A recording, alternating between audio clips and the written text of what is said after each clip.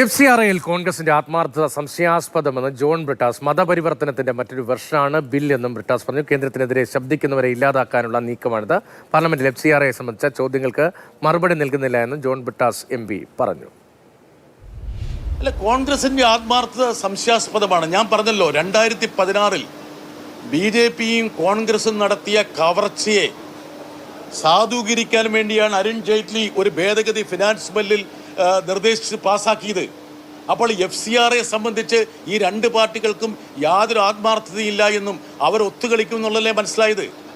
എല്ലാ MP മാരും പോകണമെന്ന് KC വേണുഗോപാൽ ആവശ്യപ്പെട്ടിട്ടുണ്ടെങ്കിൽ KC വേണുഗോപാൽ ഒരു MP അല്ലേ, അപ്പോൾ അദ്ദേഹം പോകേണ്ടതല്ലേ എന്നാണ് എൻ്റെ ചോദ്യം. പക്ഷേ കോൺഗ്രസിൻ്റെ MP മാർ പോകണോ പോകണ്ടയോ, അവിടെ പോയി എന്ത് ചെയ്യണമെന്നൊന്നും ഞാൻ പറയാറില്ല. എന്താ കാരണം വെച്ചാൽ കോൺഗ്രസിന് MP മാരും MLA മാരും എങ്ങനെയാണ് പെരുമാറുന്നതെന്ന് നമുക്ക് പറയാൻ പറ്റില്ല.